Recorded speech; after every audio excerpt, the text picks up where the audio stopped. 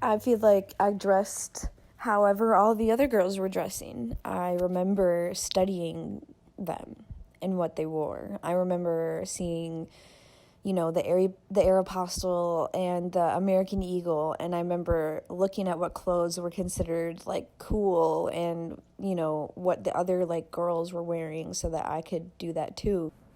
Obviously now in hindsight, I realize that, it's because I'm not a fucking girl. Like, that's the whole reason it wasn't fucking working out.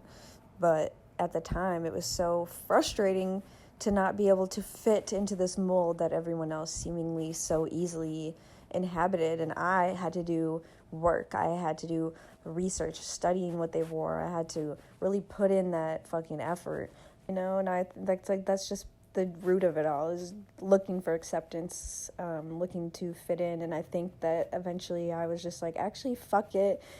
I don't fit in, and I don't want to. And I just want to be like, I just want to wear whatever I want. It was hard, like clothes, it's always just been such a struggle to feel like I'm wearing clothes that I feel good in, that represent me, like, and I feel much more that way now as an adult. In that I've become like much more comfortable with my body now and in my gender expression, and the fact that, like, I don't know, I'm more comfortable just in general, like, with how I look and my clothes and where I'm at with all that. But it's still just like a thing. It's still just like a constant thing, just trying to feel at home in your body.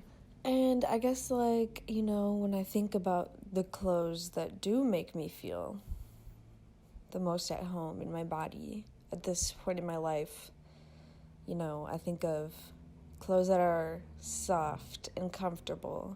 I mean, where could I find myself in clothes if I didn't feel like a girl or a boy? If I decided to step outside the lines of blue and pink? Shouldn't clothes be about expression rather than expectation? I mean, do strict gender roles, like imposing that on clothing, does that not obliterate exploration and curiosity? Like, I feel like that tells us there's already a set blueprint to follow, and there's no reason that it should be deviated from. But that just seems like product over process and a desire for predictability over individuality, as well as like seeing individuality as a threat, or seeing individuality or deviation from norms as a threat.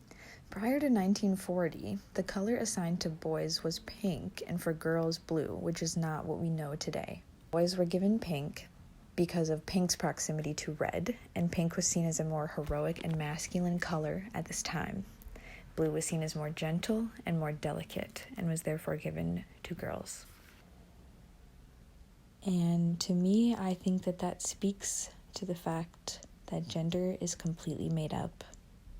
It's completely fake. Gender is a performance.